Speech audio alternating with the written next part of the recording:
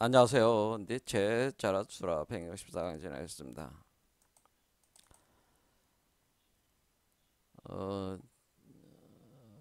니체 자라투라 이렇게 말했다를 제가 계속 강의를 해왔는데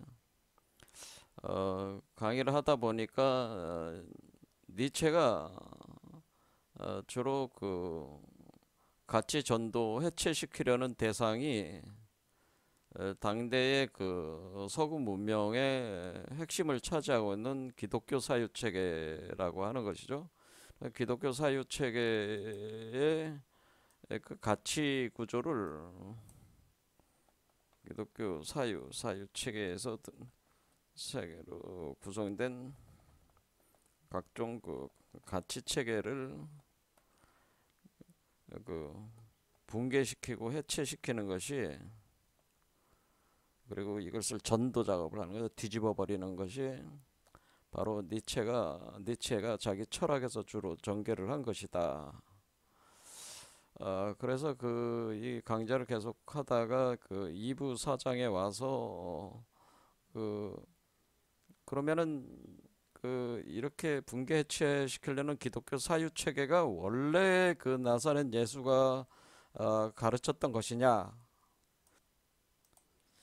그런 부분에 대해서 이제는 의문을 이제 가지고 본래 나사렛 예수가 무엇을 가르쳤는가를 일단은 우리는 이해를 할 필요가 있다. 제가 생각이 들어서 나사렛 예수가 진정으로 가르친 가르침과 니체가 가르치는 그 가르침이 사실은 거의 다르지 않다고 하는 거예요. 거의 유사한 구조였다고 하는 거를 지금까지 이제 강의를 하면서 이렇게 살펴본 결과 그렇다고 하는 것을 여러분도 확인을 했을 겁니다. 그러니까 그렇게 본다면은 거의 2000년 정도를 그 지배했던 그 기독교 사유 체계, 그러니까 콘스탄티누스 대제에 의해서 공인된 게 313년으로 보면 한 1700년 정도라고, 1700년 정도를 지배한 이 기독교 사유 체계라고 하는 것은 예수의 가르침과는 많이 그 틀린, 그러니까 공인되고 그리고 유일 종교로 승인을 받은 후에 당대 자신들의 종교적 권력을 공고히 하기 위해서 나사렛 예수의 가르침들이 많이 그 왜곡되고 조작될 수밖에 없었다고 하는 것이죠. 그래서 그 본래의 나사렛 예수의 가르침을 다시 회복시키는 것이 어떻게 보면은 현재 기독교 사유 체계를 전도시키는 것이 작업이기도 한 것이기 때문에 나사렛 예수의 감춰진 가르침에 대해서 제가 연구하고 공부한 내용들을 121강에서 144강까지 지금 했습니다. 164강까지, 그러니까 44강 정도로 오늘까지 하면은 44강을 하는 거죠. 그래서 요거로 해서 오늘까지 해서 요걸 끝내려고 합니다. 나사렛 예수의 감춰진 가르침, 일종의 그 뭐 제가 말씀드린 스피노프 판하고 같은 거다. 그러니까 중간에 뽑아가지고 나사렛 예수의 감춰진 가르침만 뽑아서 시리즈로 만든 거 같은 개념이니까 그렇게 생각해 주시길 바란다고 말씀을 드렸었죠. 그래서 오늘까지 이걸 마무리를 한 뒤에 다음 강좌부터는 다시 니체로 돌아가서 강의를 하려고 합니다. 자, 그럼 오늘 마지막 나사렛 예수의 감춰진 가르침 진행을 해보겠습니다. 그래서 다시 이제는 마무리를 짓자면은 나사렛 예수는 결국 이 십자가에서의 그 죽음과 부활을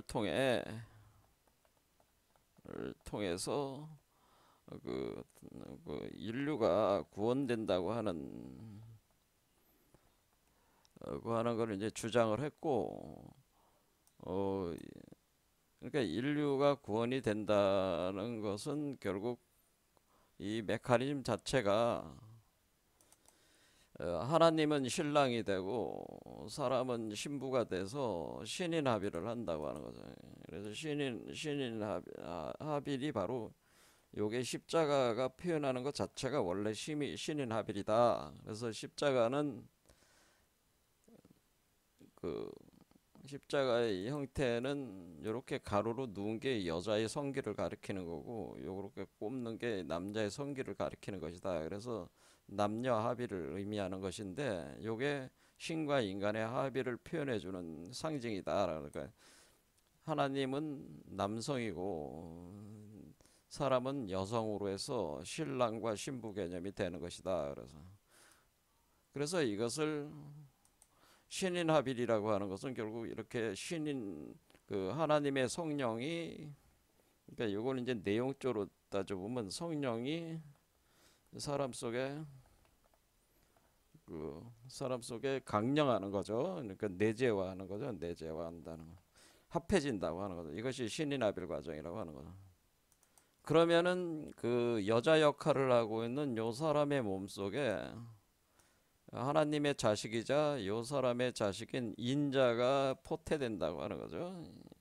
인자가 포태되고 자궁에서 양육돼서 탄생하게 되는 것이다 라고 하는 거죠. 그래서 이걸 사람의 아들이라고 하는 것이다. 그래서 인자라고 하는 아주 중요한 표현이다. 인자상, 그러니까 이 나사렛 예수의 사상은 인자 사상이라고 하는 겁니다. Son of Man. 그래서 자신을 가리킬 때도 항상 자신을 가리킬 때 인자라고 표현을 했어요. 그래서 성경 전반에 걸쳐서 인자라는 개념이 계속 등장을 하는데, 그거에 대한 기존의 기독교에서 인자가 무엇인가에 대한 제대로 된 설명이 없다, 그 얘기예요. 이런 개념이라고 하는 겁니다. 그러니까 신인 합일로 인해서 사람 속에서, 그럼 이 인자라고 하는 것은 성령이 사람 속에 내재화돼서 합해서 나오는 거니까 이거는 성령체가 될 수밖에 없어요. 이 몸 자체가 탄생하는 몸은 성령체라고 하는 성령체, spiritual body라고 하는 거죠. 그러니까 일반적인 인간의 육체적인 몸이 아니고 예, 스피리추얼 바디라고 하는 겁니다. 바디로 구성돼서 나오는 것이다.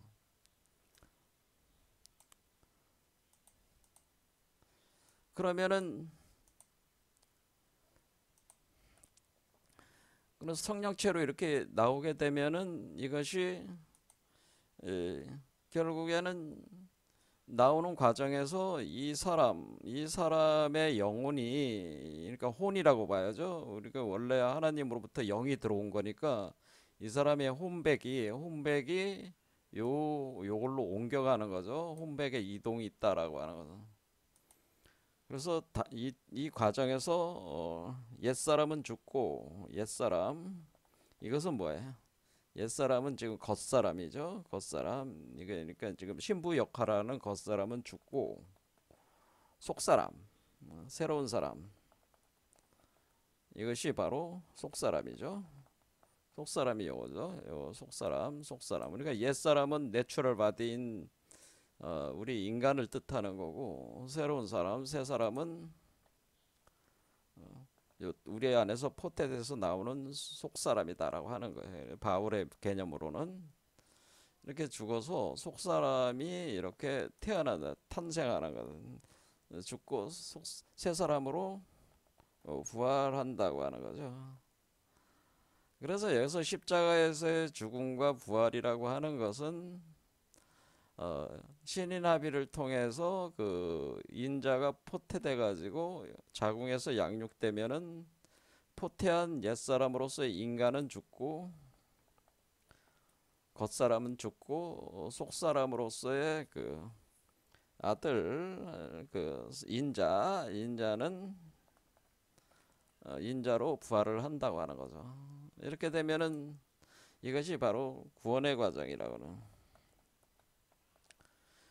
이것이 구원의 과정이다라는, 이것이 구원의 과정이다. 그러니까 하나님이 인간을 사랑을 해서 사람도 하나님을 사랑해서 신랑과 신부의 관계로 결혼을 해서 진행을 되는 건데, 이것이 그 역사적 퍼포먼스로서 십자가에서 매달려서 죽어서 부활하는 거를 차크라로 보면은 여섯 번째 차크라가 골고다 언덕에 해당되고 골고다 언덕으로 올라가서 이 심장으로 들어가는 걸 무덤으로 들어갔다고 하는 거죠. 그래서 무덤에서 3.5일 정도 있다가 부활을 해서 태어나는 거예요. 그래서 그 3.5일이라고 하는 것이 요한계시록에 나오는 두 증인, 두 감람나무 두 촛대에서 3.5일 동안 죽었다가 다시 태어나는 것을 표현해 준 거죠. 그래서 이것을 뭐라냐면은 결국 사람 몸에서 작동하는 7개 307륜이라고 그래서 307개의 그 맥락 이렇게 맥으로 왜냐면 갈보리 십자가가 세 개로 돼 있잖아요. 이렇게 세 개의 그러니까 뱀이 빨간 뱀과 파란 뱀이 올라가고 이것이 이렇게 합쳐져 가지고 빨간 개와 파란 개 합쳐서 요 하나로 합쳐서 올라오는 거야. 세 개가 올라가는 개념이라. 그래서 307륜이라고 하는 겁니다. 307륜. 그러니까 요 하나하나의 차크라를 수레바퀴라고 하는 겁니다. 그래서 우리가 카발라에 보면은 륜이라고 하는 것이 메르카바라고 표현되는 바퀴를 단 전차라고 표현이 되는 겁니다. 그래서 참 산맥7륜을 타고 이제 올라가는 개념이기 때문에 이것이 머리 해골이죠. 해골에서 죽어서 심장 차크라에서 심장에서 부활한다고 하는 거죠. 그래서 심장 이쪽으로 들어와서 이제 부활을 하게 되는 것이다. 그래서 여기서 이제 교체 작업이 일어난다는 머리에서 죽고 심장에서 부활하는 그 교체 작업. 그러니까 옛사람과 속사람과 겉사람 사이에 그 혼백이 이제는 옮겨오는 거죠. 이렇게 해서 부활을 하는 것이다라고. 이것이 어떤 우리 몸에 있는 차크라, 천맥7륜 차크라 개념으로 이렇게 진행이 되는데 이걸 상세하게 그 구조적으로 설명한 텍스트가 이것이 바로 요한계시록이라고 하는 거죠. 제가 얘기한 요한계시록은 바로 요 과정을 상세하게 기록한 것인데 그것을 요한계시록에서는 7개 교회 그리고 7봉인 그 다음에 7개 나팔 이렇게 되는 거죠. 그리고 7개 쟁반 이런 식으로 이제는 칠수에 맞춰 가지고 이렇게 하는 거죠. 그 다음에 여기 보면은 7개 교회 여기에 뭐 7초 때 뭐 이게 다 칠수로 된다고 하는 거죠. 그래서 이렇게 해서 7개 차크라 거쳐서 이렇게 진행되는 이 전체적인 메커니즘을 상세하게 설명한 게 요한계시록이에요. 그러니까 요한계시록은 뭐예요? 우리 몸에서 이것이 태어나는 건 우리 아직 여러분 몸 안에서 태어난 게 아니잖아요. 그러니까 태어난다고 하는 것이 그게 여러분의 미래적 사건으로 일어난다고 하는 것을 계시를 한 거란 말이에요. 계시. 그러니까 여러분 자신이 구원받는 과정을 계시한다. 과정을 계시한다고 제가 말씀을 드렸어요. 계시한 것이다.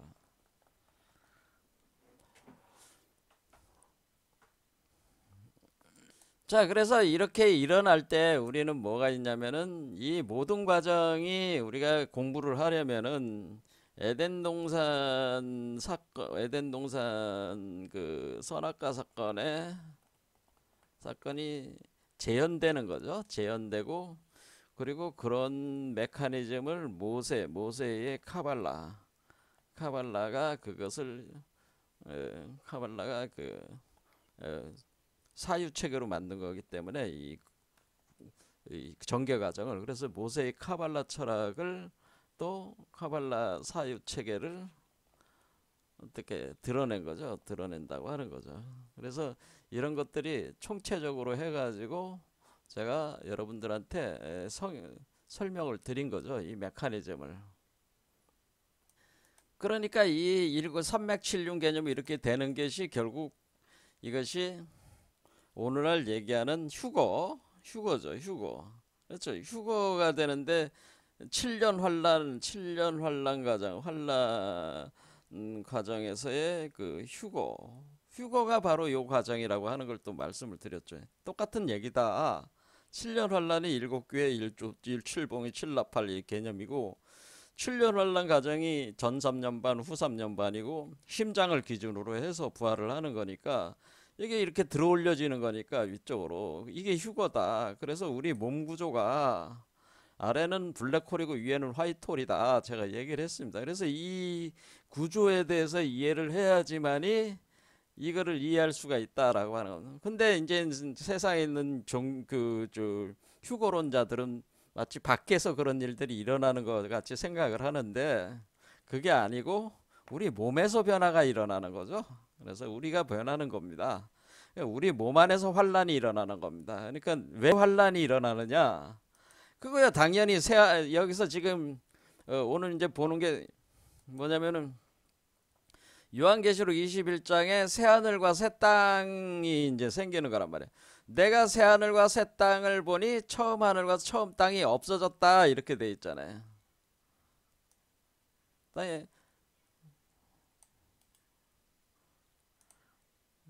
자 그러면 이게 그 여기서 21장에 내가 지금 이제는 새 하늘과 새 땅을 보니 처음 하늘과 처음 땅이 없어졌다. 결과적으로 그러니까 새 하늘과 새 땅은 뭐예요? 요게 새 하늘과 새 땅이죠. 요게 하늘. 제가 요 위쪽이 하늘이고 밑에는 땅이라고 그랬잖아요. 마찬가지로 요것도 위는 하늘이고 밑에는 땅이에요. 요 구조도. 그렇기 때문에 요게 새 하늘과 새 땅이 이렇게 딱 나오면 요게 새 하늘과 새 땅이 되는 거고 요게 요 사람은 옛 하늘과 옛 땅이 되는 거죠. 처음 하늘과 처음 땅이 되는 거죠. 그러니까 이 새 하늘과 옛 하늘, 처음 하늘과 처음 땅은 없어졌고 새 하늘과 새 땅으로 나왔으니까 이 세계에 들어와 있는 거 아니에요. 그렇죠. 그렇게 할 때 우리가 새 하늘과 새 땅이 태어날 때 옛 하늘과 처음 하늘과 처음 땅이 왜 없어지냐면은 이게 이제 변화 과정이 일어난다고 그랬잖아요. 변화 과정이 일어난다. 이 변화 과정을 제가 이것을 일곱 연금술적 과정이다라고 그러거든. 과정이 일어난다. 알케미적 과정이 일어난다. 그러면은 우리 옛 하늘과 처음 하늘과 처음 땅이 연금술적 변화를 거치면은 이 사람의 몸도 내추럴 바디에서 은그릇에 해당되는 몸으로 바뀌는 거고, 그렇죠? 이 사람 몸도 바뀌는 거예요. 그렇죠? 그 다음에 얘는 금그릇으로 나눠오는 거니까 처음 하늘과 처음 땅은 애초에 내추럴 바디였잖아요. 내추럴 바디가 없어지고 금그릇인, 그렇죠? 그리고 스피리추얼 바디가 나온 거란 말이야. 스피리추얼 바디가 나오는데 스피리추얼 바디를 포트해서 나오는 이 몸 자체도 내추럴 바디가 완전히 변해서 은그릇과 같은 크리스탈 바디로 변한 거니까 바디로 치면은 우리가 진흙으로 만들어진 그 어스 바디, 진흙으로 만드는 옛몸에서 은그릇의 몸으로 된 건데, 은그릇은 우리가 크리스탈 바디요. 그리고 여기서 영적 바디가, 이것이 영적 바디는 우리가 황금 몸이라고 이렇게 볼 수가 있는 거죠. 황금 몸이 태어나는 거니까 옛 몸이 사라지고 은그릇의 몸으로 바뀌면서 영적 바디 황금 몸으로 태어났으니까 이게 이런 식으로 바뀔 수밖에 없는 거죠. 이렇게 볼 때 여기서 그 새 하늘과 새 땅이 이렇게 일어날 때 새 예루살렘이 일곱 대접을 가지고 마지막 일곱 재앙을 담은 일곱 천사 중에 하나가 나와서 내게 말하되 이르되 이리 와라. 내가 신부 곧 어린 양의 아내를 내게 보이리라 하시고, 이렇게 보니까 거룩한 성 예루살렘이 하늘로부터 이렇게 내려왔다라는 거예요. 그래서 여기서 새 예루살렘이라고 하는 것은 바로 황금 바디를 얘기하는 거예요. 황금 몸을 얘기하는 겁니다. 크리스탈 몸을, 이제 황금 몸을 입어야 되니까 나올 때는 황금 몸을 입고 나오는 거니까 황금 몸을 먼저 입고 태어나게 되니까, 이것이 새 예루살렘이라고 하는 것은, 예루살렘은 뭐예요? 여러분이 요 우주의 주인이 되는 거, 일단 우주 중심이 된단 말이에요. 그 우주 중심에 있는 도시, 성곽 개념이니까 이것은 새 예루살렘에는 황금 바디, 육체를 얘기를 하는 것이다. 그래서 이게 그 새 예루살렘을 육각형으로 표현을 하는 것이다, 그런 얘기예요. 새 예루살렘이라고 여러분들이 검색해 보면은 이렇게 육면체, 정육면체로 표현한단 말이에요. 정육면체. 이렇게 정육면체로 표현을 하는 거는 상징적인 표현이에요. 그러니까 육면체는 육체라는 표현이에요. 육체로 만들어진다고 하는 거예요. 이게 황금 몸을 표현하는데 황금 몸을 표현해 준다. 황금 바디다라고 하는 겁니다. 금강체를 표현해 줄 말이다. 그래서 이렇게 나온다고 하는 거죠.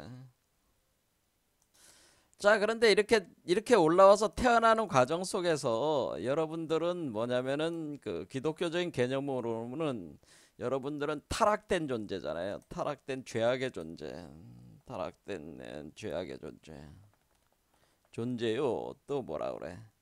그 사탄의 종이라고. 사탄 마귀의 종이다. 이렇게 표현하잖아요. 그러니까 우리는 타락된 그 죄악의 존재이면서 사탄 마귀의 종들이란 말이에요. 사탄 마귀의 종들이 뭐 여러분만 그런 게 아니라 저도 마찬가지예요. 그러니까 우리 안에서의 타락된 죄악의 존재로서 사탄 마귀의 종들인 우리 자신은 어떤 존재들이냐면은 요게 보면은 요게 소우주고 소우주적 존재고 요거는 대우주적 존재이기 때문에 소우주적 존재들은 뭐예요? 철저한 이기적인 존재들이죠. 이기적인 존재들. 그러니까 자기밖에는 모르죠. 그러니까 여러분은 자기밖에 몰라 사실은. 그러니까 내가 잘 먹고 잘 사는 거가 최고야. 그렇죠. 내가 부귀영화를 누리고 내가 무한한 권력을 가지고 내가 세상을 지배하고 소유하고 나 중심으로 모든 걸 이렇게 내가 최고지 이 세상에서. 그러니까 그런 이기적인 존재들이란 말이에요. 우리 자신들이. 그런 이런 이기적인 존재들이 이거는 소주적 존재. 그러니까 소인이란 말이야. 우리가 동양적으로 소인이라 그래. 소인이라고 하는 것은 소우주적 존재들이란 표현이에요.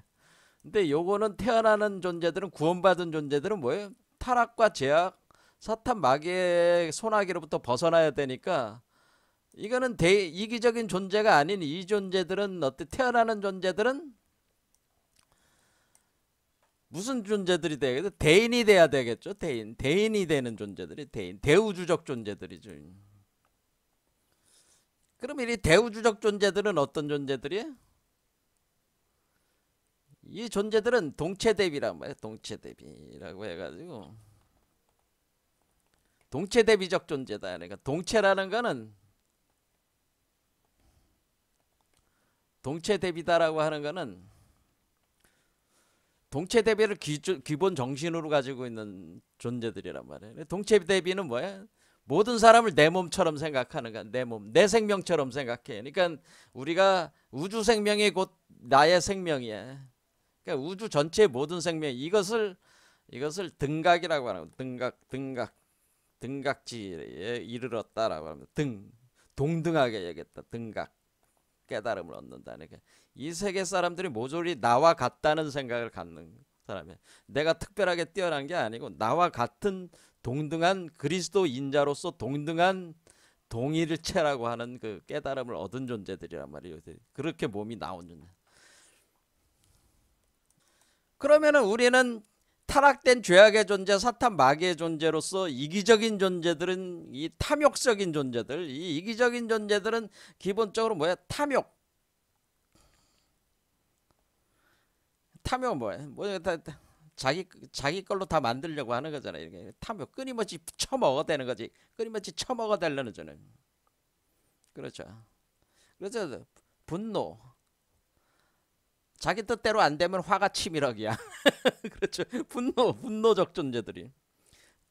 그리고 무지. 자신의 본질에 대해서 자기가 원래 하나님의 자식이라는 것을 망각한 무지한 존재들이. 무엇이 옳고 그름을 모르는 존재. 진짜 무엇이 옳고 그르다고 하는 것을 모르는 존재들. 그리고 자만, 교만이라고 하겠습니다. 철저하게 뭐예요? 자기가 최고라고 생각하는 존재들은 자기가. 그렇죠. 그러니까 겉으로는 겸손을 떨지만은 사실은 자기가 최고라고 생각한다고 속으로. 그렇죠. 그리고 또 의심, 끊임없이 의심하는 존재들이란 말이에요. 이런 탐욕과 분노와 무지와 교만과 의심으로 가득 차 있는 우리 소인배들인 이기적인 존재들인 이 인간의 몸에서 이 인류 우주 자체가 나의 생명이고 타인의 고통이 곧 나의 고통이다. 그렇죠? 타인의 고통을 보면은 그것이 곧 나의 고통으로서 마음을 아파하는 대자 대비 사랑의 존재인 이 대인이라는 존재가 태어나야 되는 거 아니에요. 이거 포태에서 태어나야 돼. 그러니까 상반된 그 존재가 태어나는 거 아니에요. 그럼 이렇게 태어나는 과정은 연금술적 변화를 거치면서 태어나는데 연금술적 변화를 거쳐내려면 일단 뭐가 일어나요? 이 의식 상태의 변화가 일어나야 되잖아요. 의식에. 그러니까 우리가 연금술적 변화는 이게 몸의 변화는 영체로 변한다는 것은 연금술적 변화는 먼저 뭐가 선행돼야 되면 의식의 변화가 선행돼야 되는 거예요. 의식의 변화. 그렇죠. 바뀌어야죠.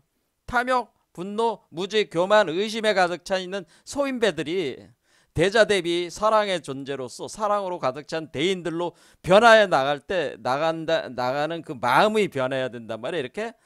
그런데 이것이 습관화되어 있는 이 존재들이 이 존재로 이런 의식이 변화하는 게 정말 쉽지가 않은 거예요. 그래서 어떻게 되는 거예요? 이 존재와 이 존재 간의 싸움이 일어나는 거지. 전쟁이 일어나는 거지. 전쟁. 그렇죠. 그러니까 나와 나의 자식의 싸움이야. 그러니까 옛사람과 새사람 간의 싸움이 있다고 하는 거죠. 투쟁이 있다고 하는 거죠. 그렇잖아요. 옛사람과 새사람 간의 투쟁이 있다. 이 과정에는 이것이 전쟁이라고. 이것이 바로 아마겟돈 전쟁이에요. 궁극적으로 마지막 전쟁. 전쟁은 마지막 전쟁. 여기서 이제 마지막 전쟁을 할 때 그 마지막 사활을 건 전쟁을 하는데 옛사람과 새사람. 이것이 바로 아마겟돈 전쟁입니다. 여러분들이 뭐 아마겟돈 전쟁이 밖에서 일어나는 전쟁이 아니고 여러분 내부에서 일어나는 영적 전쟁이란 말이야. 의식의 전쟁이란 말이야. 또 몸의 변화에 관련된 전쟁이다. 이런 얘기입니다. 그러니까 이 아마겟돈 전쟁에서 패배하면은 다시 어떤 모습으로 돌아가는 거야? 탐욕과 분노와 무지와 교만과 의심에 가득 찬 이기적인 소인들배들로 돌아가는 거지. 그러면 그런 소인배들의 의식을 가지고 이 세상을 살아가니까 이 세상도 아마겟돈 전쟁과 같은 그 전쟁통으로 지금 온 세상이 지금 뭐 며칠 전에 지금 팔레스타인 지방에서도 이제 전쟁이 터졌잖아요. 그래서 사건이 터졌잖아요. 그러니까 그렇게 전 세계가 지금 전쟁과 온갖 질병과 그런 어떤 고통을 겪게 되는 그런 세계로 만드는 존재란 말이에요. 이 존재가. 그렇게 굴러 떨어지는 거죠. 그래서 이 최후의 전쟁에서 우리 이 승리를 해서 나온다면은 이 존재를 가리켜서 이 대인을 가리켜서 이 승리한 존재를 이 전쟁에서 승리한 존재를 이름을 뭐라고 그런 거냐면 이거를 이기는 그라고 표현을 했다고 하는 거예요. 이게 이기는 요한계시록에 이기는 그가 누굴 이겼다? 자기 자신을 이긴 거죠. 그러니까 이 세상에서 제일 어려운 싸움은 누구와의 싸움이냐면은 이 세상에서 제일 어려운 싸움, 어려운 전쟁은 제일 어려운 전쟁은 자신과의 싸움입니다. 자신과 싸우는 게 제일 어려운 싸움입니다. 다른 사람들을 다른 대상들은 이렇게 눈에 보이고 이렇게 해가지고 싸워가지고 이렇게 이기고 뭐 그런 대상 그것이 오히려 더 쉽다고 하는 거예요. 자기 자신하고 싸우는 것보다. 그러니까 이 싸움 이 자기 자신과의 싸움이 제일 어려운 싸움이에요.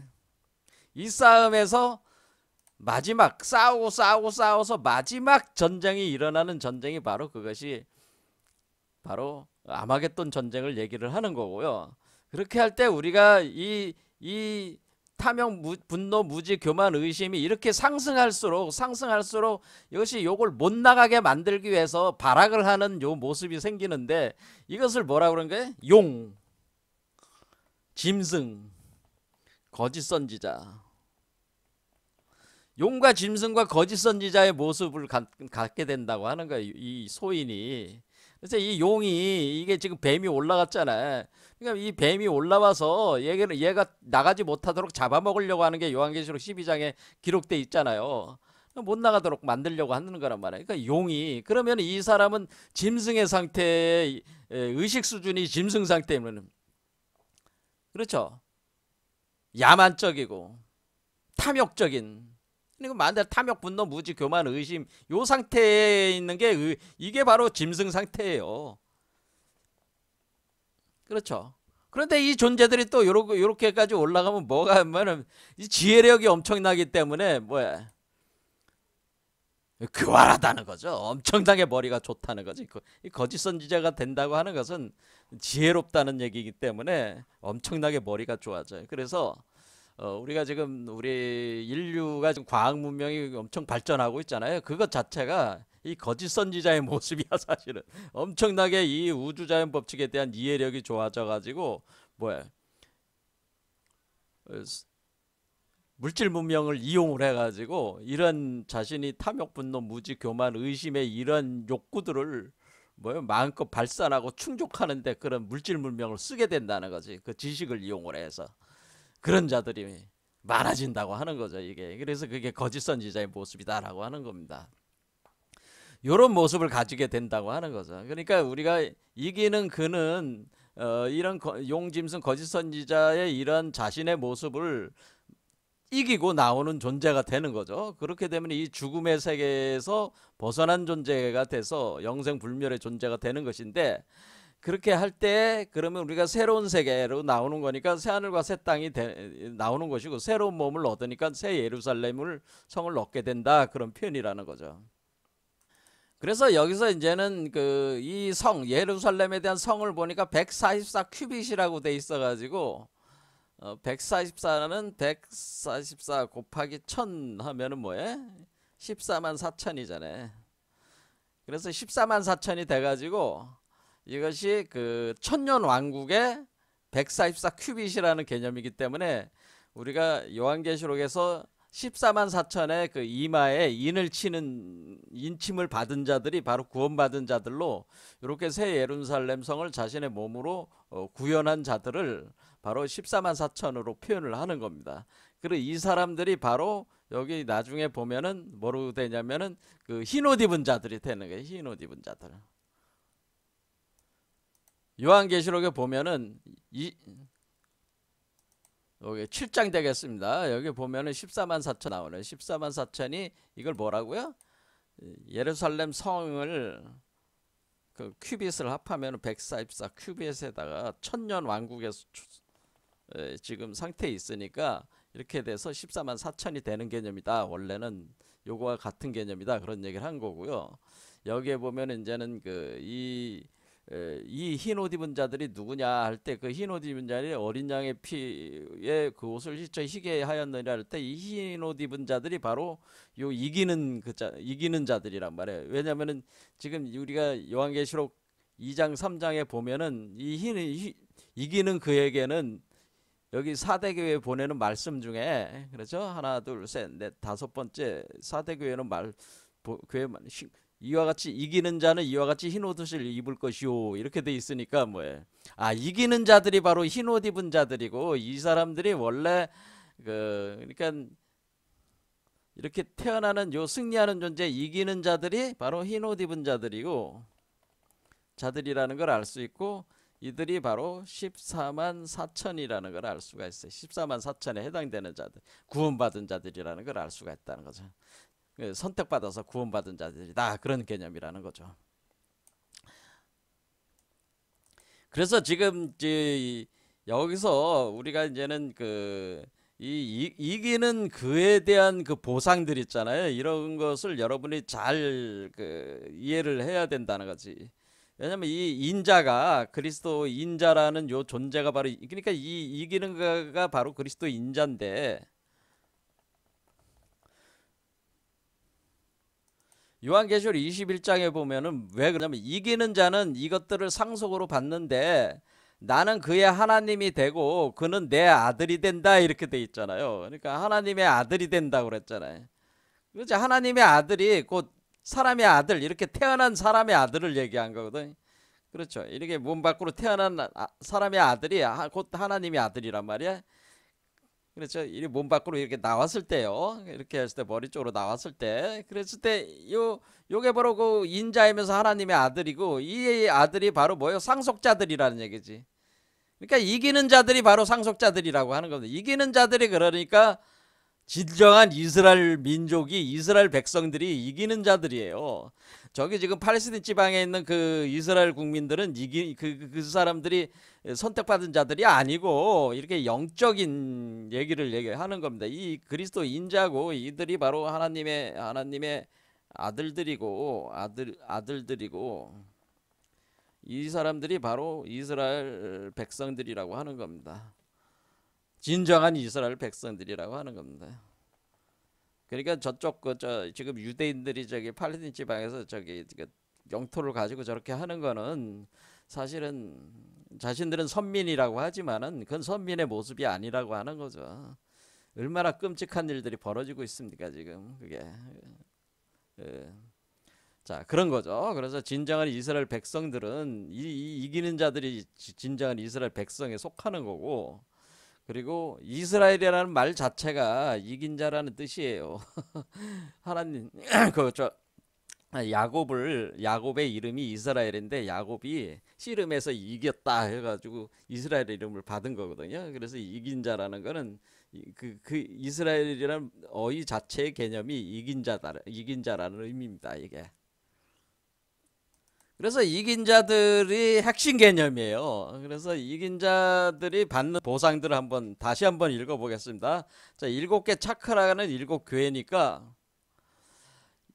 이기는 그에게는 그렇죠. 아마겟돈 전쟁까지 마지막 전쟁까지 이기고 누굴 이겼어요? 자기 자신을 이긴 존재를. 자신의 모습 그러니까 용과 짐승과 거짓 선지자로 굴러 떨어질 수 있는 자신의 그 상태를 이기고 자신과의 싸움에서 이기고 나온 이들은 내가 하나님 낙원에 있는 생명나무의 열매를 주워 먹게 하리라. 영생할 수 있다는 뜻이죠. 그 다음에 서마나 교회에 보내는 말씀에 이기는 자는 둘째 사망의 해를 받지 아니라. 그래서 둘째 사망이 뭐라고 그랬어요? 둘째 사망은 불과 유황의 못에 던져지는 것 이것을 둘째 사망이라고 표현을 했습니다. 그래서 불과 유황의 못에 던져지는 해를 받지 않는다. 그러니까 불과 유황의 못이라고 하는 것은 이걸 제가 연금액이라고 제가 얘기를 했어요. 연금액. 그러니까 우리가 그 내추럴 바디가 그 스피리추얼 바디를 이렇게 변할 때 연금술적 변화를 거치는데 그러려면 불과 금속들이 이제는 거기에 그러니까 그냥 이 못이 어떤 못이냐면은 쇳물이란 말이야. 쇳물. 오늘날로 따지면 용광로물과라고 비슷해요. 용광로하고 비슷한 겁니다. 용광로에 있는 쇠가 녹아 있잖아요. 녹아 있는 그 물에 전기로에 지금 그 쇠 녹는 거 여러분들 뭐 TV 보면은 나오잖아요. 거기 그 용광로 그런 못에 던져진다는. 그렇죠. 몸이 형성돼서 나오질 못하고 뭐야? 그 혼백이 거기에 녹아 들어가 가지고 고통을 당한다고 하는 거죠.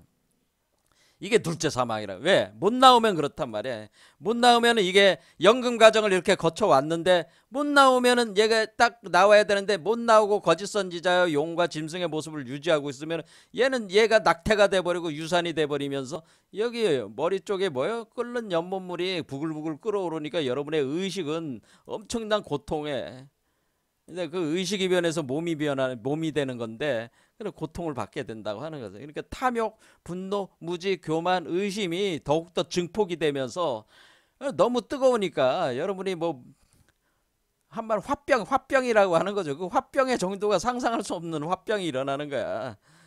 그러면 그 짐승이 울부짖는 것과 같단 말이야. 그게 그 고통을 못 참아가지고. 자, 이런 모습들을 이제는 갖게 된다. 이게 둘째 사망이라는. 이런 걸 벗어나려면 이게 나와야지 되는 거죠. 못 나오면 그렇게 된다는 얘기야. 이 몸에 갇힌다는 거야.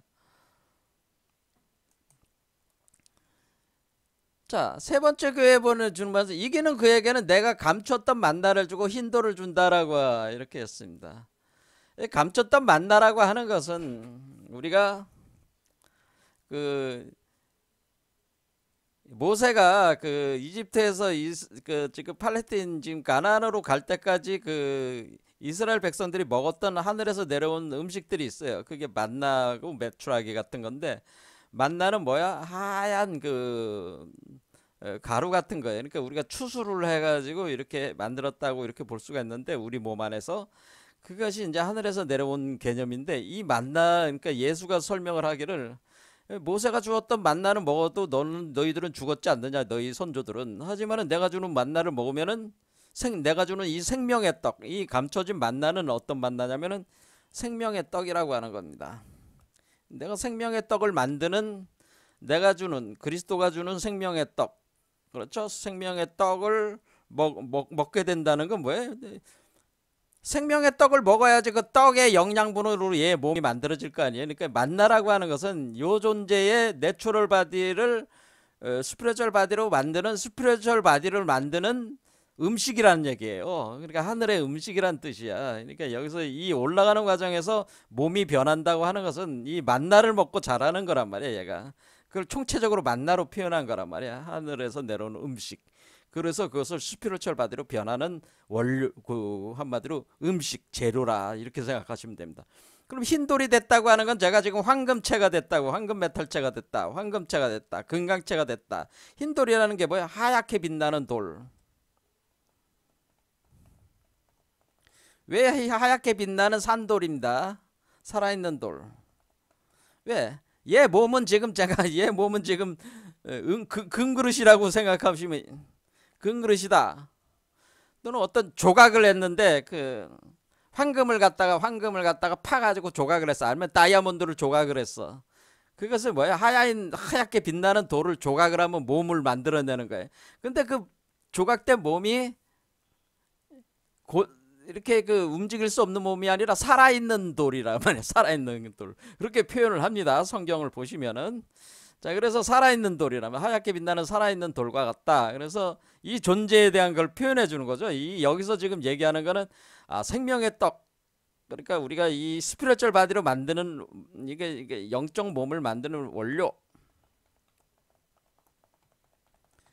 이것도 우리 몸에 다 있습니다. 그래, 영적 몸을 만드는 원료가 감춰진 만나고요. 감춰져 있다는 거라. 그리고 흰돌이라고 하는 건 이걸 먹고 자라면 그 몸 자체가 그 다이아몬드체 일과 같이 되기 때문에 하얗게 빛나는 돌이 되는데, 마치 그것을 아이의 몸이 만들어지는 것이 마치 우리가 조각해 가지고 만든 거, 그게 살아있는 돌과 같다, 그렇게 되는 겁니다. 그래서 새로운 이름을 기록. 그리고 조각을 했으면 거기다가 이름을 붙일 거 아니에요. 그 조각가의 이름을 붙일 거 아니에요. 앉은 자밖에는 그 이름을 알 사람이 없느니라. 왜냐면 각 사람마다 나오는 거니까, 이렇게 나오는 수 있는 사람마다 나오는 거니까. 이기는 그가 한 사람이 아니고 셀 수 없이 많다고 그랬어요. 흰 옷 입은. 여기 밑에 여기 보면은 장로 중 하나가 응답하여 나에게 이르되 이 흰 옷 입은 자들은 누구냐 할 때, 이 흰 옷 입은 자들이 셀 수 없을 만큼 많은 흰 옷 입은 자들이 지금 등장을 한다고 그랬단 말이에요, 여기에. 그러니까 이 셀 수 없이 많은 이 흰 옷 입은 자들이 다 요런 사람들을 얘기하는 거죠. 그래서 두아디라 교회에 그 만국을 다스리는 권세를 준다. 그렇죠? 이거는 뭐라 그랬어요? 우리가 그리스도의 왕국, 천년 왕국에 들어가면은, 또는 그리스도의 왕국에 들어가면은 뭐요? 그리스도와 함께 같이 다스린다는 거죠. 같이 다스린다 그랬지. 그러니까 만국을 다스리는 권세를 준다는 거죠. 철장을 가지고 그들을 다스려 질그릇 까뜨리는 거야. 질그릇은 뭐예요? 내추럴 바디를 얘기를 하는 거잖아요. 철장은 뭐예요? 철장은 그 황금 메탈체, 그렇죠? 황금 메탈체의 몸에 있는 그 하나의 기둥과 같은 거예요. 그 성전의 기둥, 그 기둥과 같아가지고 그 성전 자체가 그 요 태어나는 그 아이의 몸을 뜻하는 거기 때문에 거기에 철장 기둥이 있습니다. 그걸 가지고 내추럴 바디를 깨트려 버린다는 거죠. 내가 또 그에게 새벽별을 준다라고 하는 것은 이것이 바로 이렇게 태어날 때 요게 7개의 별로 표현한단 말이야. 7개의 별로 표현할 때 이것이 음과 양이 이렇게 합해지는 그런 것이 때 새벽이라는 개념이 사실 있어요, 여기에. 근데 그거까지 설명하면 시간이 많이 걸리니까 이것이 마치 금성. 우리가 새벽별을 뭐라 그래? 금성이라고 그러지. 금성. 그러니까 여기 빛나는 하얀 돌이라고 그랬으니까 이 돌이 뭐야? 근데 이것이 뭐야? 막 태어난 아이가 되는 거잖아요. 그래서 그걸 새벽이라고 하는 거죠. 새벽별. 그래서 이걸 금성이라고 하는 금성. 우리가 황금 메탈체가 되니까 금성이 되는 거죠. 금성. 그렇죠? 새로운 시대가 열린 거 아니야. 그렇죠. 이런 식으로 표현을 하죠. 그 다음에 사대 교회는 말씀에 흰 옷을 입을 것이요. 그래서 흰 옷 입은 자들이. 그래서 생명체 결코 지우지 아니하고 그 이름을 내 아버지 아까 그 천사들 앞에 시인하리라. 밀라델비아 교회 말씀은 뭐 성전의 기둥이 되게 한다. 뭐 그런 얘기예요. 그리고 그래서 곧 내가 하나님의 이름과 하나님의 성, 곧 하늘에서 내 아버지께로부터 내려온 새 예루살렘 성. 그렇지, 이 새 예루살렘. 그래서 새 예루살렘의 이름과 나의 새 이름을 그 위에 기록하리라. 그러니까 하나님으로부터 내려온 새 예루살렘 성, 이것이 바로 어린 양의 신부에 해당되는데, 여러분들도 어린 양의 신부, 여러분 자신이 어린 양이 되는 거니까 어린 양의 신부와 결합을 하는데, 그 결합한다는 거는 정신과 물질의 결합과 같은 개념이에요. 그래서 제가 새 예루살렘 성이라고 하는 것은 그 몸을 의미하는 거라고 했습니다. 바디, 육면체. 라우디게아 교회 보내는 말씀에는 하나님 보좌에 함께 앉게 하여 주기를 내가 이기고 아버지 보좌에 함께 앉는 것과 같이 하리라. 그러니까 여기서 표현은 뭐냐면은 예전에 나사렛 예수도 이렇게 이긴 자로 성취했다고 하는 걸 알 수 있어요. 아, 나사렛 예수도 이긴 자와 같은 과정을 거쳤다라고 하는 걸 알 수가 있어요. 왜냐면 자기도 그렇게 내가 이기고 내가 내 보좌 내가 나사렛 예수도 이긴 자와 같은 과정을 거쳐가지고 이겨서 하나님 보좌에 같이 앉았다. 하나님에게 내가 상속을 받는 존재가 되었다. 그런 개념으로 똑같이 너희들도 그와 같은 개념이 되는 것이다. 그런 얘기. 그러니까 지금 나사렛 예수 2000년 전에 나사렛 예수가 십자가에 못 박혀서 죽어서 부활하는 과정이 반복된다고 하는 거죠. 모든 사람에게. 이거에 중요한 얘기예요. 그래서 우리는 지금 여기서 뭐냐면은 그럼 나사렛 예수가 하는 역할은 뭐냐면은 결국 하나님의 성령을 대리를 해가지고 2000년 전에 예수가 죽은 뒤에 그것이 보혜사 성령이 되는. 그래서 여기서 우리가 중요하게 봐야 되는 게 보혜사 성령 역할을 예수가 한다고 하는 거를 알아야 됩니다. 이 부분에 대해서 기존의 기독교가 많은 관심을 두지 않았습니다. 그러니까 예수 그리스도는 이미 보혜사 성령으로 지금 계속 작용을 하고 있다고 하는 사실에 대해서 이해를 하고 있어야 된다는, 기존에 2000년 전에 예수가 사라진 게 아니고 2000년 전에 예수가 뿅 하고 죽어가지고 십자가에 못 박혀서 인류죄를 다 대속했습니다. 끝! 하고 이렇게 딱 사라진 게 아니야. 2000년 전에 예수가 보혜사 성령으로 지금도 활동 중이다라고 합니다. 이거를 이런 부분들이 약한 거예요, 지금 기독교에서. 그러니까 예수 그리스도를 떠나지 않았어요. 여러분 속에 있어요. 계속 활동하고 있어요. 근데 마치 2000년에 예수가 뿅 하고 사라진 걸로, 그걸로 딱 끝난 걸로 다 그렇게 역사적 사건으로 끝난 걸로 생각하는 것이 엄청난 착각이라고 하는 거예요. 자, 2000년에 예수 그리스도가 그 보혜사 성령으로 활동을 한다는 건 뭐예요? 그 보혜사 성령이 자기가 성취했던 그 메커니즘을 그대로 모든 사람에게 다 복제를 해서 똑같이 적용되게 한다는 거야. 그러니까 각 사람마다 다 같이 각자의 십자가를 져야 된다고 하는 거를 얘기를 하는 겁니다. 근데 보혜사 성령과 합하는 과정을 통해서 그것이 일어난다고 하는 겁니다. 그래서 보혜사 성령이라는 개념이 굉장히 중요한 개념이기 때문에 여러분들은 지금 예수 그리스도가 2000년 전에 뿅 하고 사라진 게 아니시고 지금도 계속 활동하고 있다라고 기독교인들은 그렇게 생각을 하셔야지 자신의 그런 구원이 될 수가 있다고 하는 겁니다. 자, 그래서 기존에 이제 했던 내용들을 이제 거의 다 이제 정리를 한 거고요. 자, 이제 이런 개념으로 이제 제가 공부하고 연구한 것들을 여러분들한테 지난 44강에 걸쳐 가지고 설명을 해 왔습니다. 그래서 제가 여러분들한테 강의를 한 이 내용들은 기존의 기독교에서 가르쳐 주지 않는 거예요, 거의. 그렇죠? 그래서 이게 원래 창세기부터 요한계시록에까지 끝까지 쫙 일관돼야 된단 말이에요, 이게. 그렇죠? 논리가 일관되고 해법이 같은 논리적 규결이 이게 흐름이 있어야 된다고 하는 거죠. 이런 틀 안에서 해석한 그 기독교 학자들이 없어요. 그러니까 오히려 기독교 학자가 아닌 제가 오히려 기독교 학자 역할을 해가지고 여러분들한테 설명을 하게 된 겁니다. 저는 기독교인은 아니죠. 저는 여러분들도 아시다시피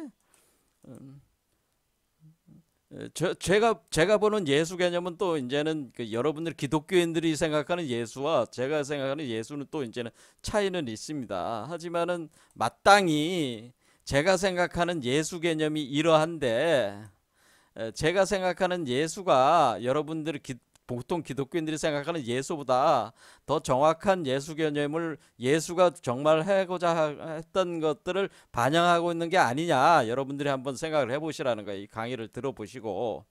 자, 그러면은 마무리를 하자면은 저는 예수를 볼 때 어떻게 생각을 하냐. 그래? 예수는 심판하기 위해서 온 것이 아니고 구원하려고 왔다고 분명히 자신을 얘기를 했습니다. 그러니까 예수는 구원하려 온 거지 여러분들이 뭐 죄인이고 여러분들은 타락된 죄악의 존재고 사탄 마귀의 종이니까 너희들은 이기적인 놈들이고 탐욕, 분노, 무지, 교만, 의심에 빠져있는 용짐승, 거짓 선지자의 모습인 그 소인배들이기 때문에 너희들은 마땅히 지옥불에 던져져야 된다. 그런 자들은 오로지 나를 믿는 자들만 구원받을 수 있다. 이렇게 선택적으로 이렇게 한 것이 아니고 구원을 하려고 온 거라. 선택을 해서 누군가를 이렇게 지옥에 던지기 위해서 온 것이 아니고요. 구원하려고 온 것이에요. 구원하려고. 그렇게 지옥에 던져지는 거는 예수가 던지고 싶어서 던지는 게 아니고 여러분 자신의 행위의 업보의 결과일 뿐이지 예수는 그 업보로부터 벗어나기 위해서 그 벗어나는 방법을 가르쳐주고 자기가 그 길을 예시를 한 것이지, 그렇죠? 벗어날 수 있는 방법에 대한 길을 알려주고 도와주는 역할을 하고 있는 것이지, 지옥에 떨어지고 이 불지옥에 떨어지고 유황불에 떨어지고 이런 고통받는 거는 스스로 여러분이 선택을 해서 그렇게 된 거야, 되는 거야. 그러니까 뭐 누가 이렇게 너는 나한테 잘 보여가지고 너는 천국에 보고 너는 나한테 밉보여서 지옥에 보고 이런 건 없는 거예요. 그런 게 없습니다. 선택적인 게 없습니다. 누군가 하나님이니 예수니 하는 존재들이 선택하는 건 없다. 나를 믿었기 때문에 너는 천당에 보내고 나를 못 믿었기 때문에 너는 지옥에 보내고 이런 거는 없는 거예요. 예수는 동체 대비 자타불이의 사유를 가지고 있는 사람이에요. 그러니까 사랑에 가득 찬 존재란 말이야. 사랑과 자비심이 없는 자들에게는 애초에 구원이 없다라고 하는 겁니다. 이것도 예수가 가르친 바라는.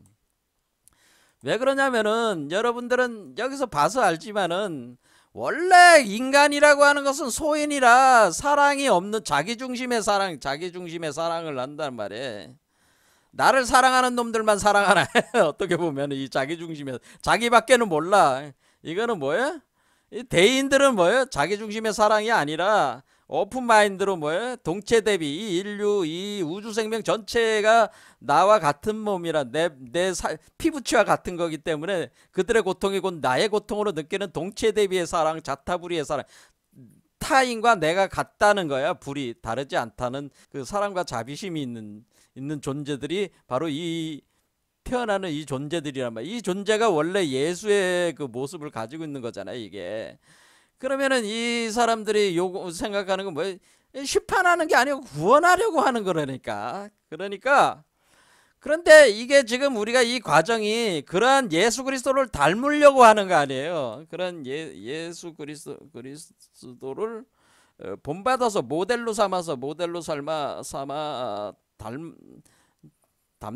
닮으려고 하는 것이 원래 닮아야 하는 것이, 그러니까 같아져야지 여러분들이 구원받을 수 있단 말이야. 예수와 동일한 그 상태가 돼야지 되는데 어떤 사람들은 자기들만 구원을 받고 그래서 휴거당해. 나는 다른 놈들은 다 지옥으로 가고 우리들만 여기 쫙 해가지고 우리만 휴거가 됩니다. 또는 우리들만 뭐 성전 뭐 장막성전이라고 해서 우리들만 구원받습니다. 이런 식의 이런 거는 애초에 이런 사람들은 구원이 없어요. 사랑이 없는 자, 동체 대비 자타불이의 그 사랑과 자비심이 없는 사람들은 애초에 구원이, 그러니까 어떤 특정한 사람들만 선택받아서 구원받는다 이런 말을 하는 놈들은 벌써 낙제야. 무슨 말인지 알겠어요? 무슨 특정 받아서 구원받는 특권 논리를 전개하는 놈들은 다 뭐야? 그런 놈들은 애초에 구원이 없어. 그런 말을 내뱉는 놈들. 그러니까 그런 사람들은 고려할 가치도 없어. 왜? 그런 생각 자체가 그것이 뭐야? 탐욕이잖아요. 탐욕. 그렇죠. 무지와 탐욕, 교만이야. 그렇죠. 자기들만 구원받는다. 남은 고통 남들의 고통엔 관심이 없어. 나만 내 고통만 덜어주면 돼. 자기만 아는 자들이란 말이에요. 그런데 이런 자들이 어떻게 구원을 받아요? 그러니까 그런 휴거 논리를 얘기하거나 무슨 어떤 특정한 사람들만 이렇게 자기들 종교 집단만 구원받는다 이렇게, 또는 이런 사고만 가지고 있는 사람들은 구원받는다 이런 생각을 가지고 있는 사람들은 애초에 상대할 가치가 없어요. 그거는 예수가 가르친 가르침이 아니에요. 예수는 누구든지 차별 없이 구원받을 수 있게 해놨고, 구원받게 하려고 예수는 노력을 했단 말이에요. 이게 계속. 그러니까 그 다음에 이제는 세 번째 저희 말씀을 드리는 거는 자신과 세상을 버려야 천국을 얻습니다. 그러니까 이 기독교인의 가장 큰 문제는 뭐냐면, 기독교는 뭐예요? 이 사람들은 세상을 버리지 않고 세상도 취하고 천국도 취하려고. 세상에도 잘 먹고 잘 살아야 되고 천국에서도 잘 먹고 잘 살아야 돼. 두 개 다 자기는 다 가져야 돼. 너무 욕심이 많아 이런 놈들은. 탐욕이야. 세상을 버려야 돼. 뭐라 그랬어요? 죽어야 부활한다고 그랬잖아요. 죽는다는 건 뭐예요? 세상에 대해서 죽어야 된다는. 세상에 대해서 죽는다는 건 세상에 대한 모든 걸 다 버리는 거야. 버려야 되는 거야. 세상을 떠나야 돼. 그런데 천국에 가겠다고 하는 사람들이 세상에서 온갖 부귀영화를 추구하기 위해서 온갖 나쁜 짓들도 많이 저지르면서 살고 있으면서 천국에 가겠다고 헌금도 하고 새벽 기도도 다니고, 이런 거는 모순이지, 모순. 그거 새벽 기도 다니고 헌금하는 것 자체가 천국까지 얻으려고 하는 탐욕심의 발로야, 그게. 그렇죠.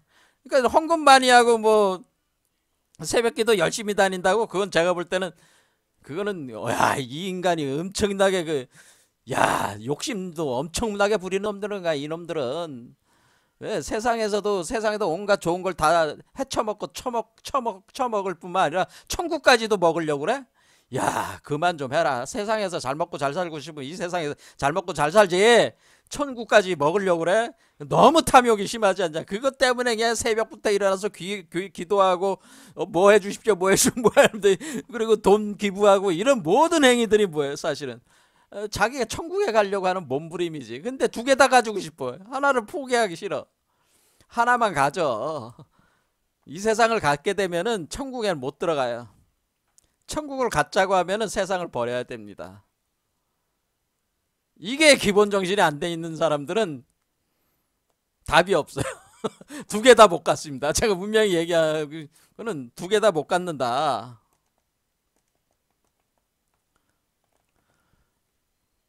천국에 가기 싫으면 지옥으로 스스로 들어가는 거야, 자기가. 지옥에 가도 자신이 현생에서 부귀영화를 누리고 싶으면 그렇게 살면 돼요. 철저하게 탐욕, 분노, 무지, 교만, 의심 속에서 끊임없이 용과 짐승과 거짓 선지자의 모습으로 미친 듯이 그렇게 살다 가면 돼. 지옥에 가면 돼. 남 탓하지 말고. 천국 가고 싶으면 다 버려. 그런 얘기입니다. 그 다음에 믿음을 갈 때 지혜에 기초한 믿음을 가자. 맹목적인 믿음을 갖지 말고 너희는 뱀처럼 지를 때 비둘기처럼 청정하나처럼 지혜에 기초한 믿음을 가져라, 이런 얘기입니다. 사제들이 얘기했다고 무조건 믿지 마라 그런 얘기. 깊이 공부하고 사색하라 그런 얘기. 예수가 무엇을 가르쳤는가? 자, 오늘 여기까지 해서 기독교 그 예수 가르침 다 끝나도록 하겠습니다. 다음 시간에는 니체 진행하겠습니다. 감사합니다.